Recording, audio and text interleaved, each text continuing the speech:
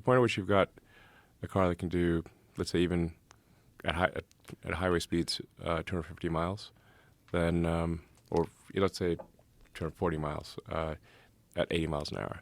Now you're driving for 3 hours straight. And so if you start a trip at, say, 9 a.m., by noon you want to stop for lunch, go to the restroom, grab a coffee. By the time you come back, your car is charged. How long does it take to fully charge? Yeah, like half an hour. Well, you don't want to. It's the people will get used to it because it's a little different. Like for a gasoline car, you'd want to fill it up. For an electric car, you'd want to actually go very close to zero, and the car can calculate how much range it has with precision. So if you pull up, say, enter a road trip in a Tesla, it'll calculate all of the supercharges along the way, where you should stop, how much you should charge, and just let the computer do its thing, and it'll work well.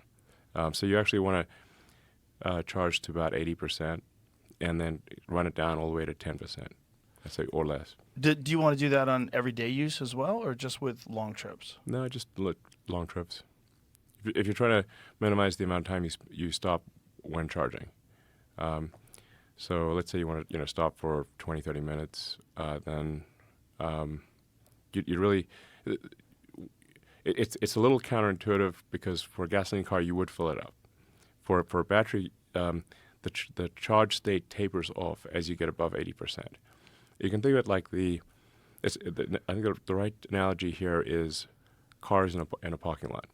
So the lithium ions are trying to find a parking space as they move across, from one side of the battery to the other side, from cathode to anode. I mean, they're sort of just these ions are just bouncing around looking for a parking space. So when the parking lot's empty, they can zip right in there and find a spot. It's easy. As the parking lot gets full, just like trying to find a parking space at a mall, you have to hunt around for a spot. And that's basically what's going on, is the ions are looking for a parking spot. So as the battery gets closer to full, it's harder and harder to find a spot. They have to bounce around more. So it takes longer Just like to get from 80 to 100. Correct. Getting from 80 to 100, it takes about as much time as getting from 0 to 80. Oh.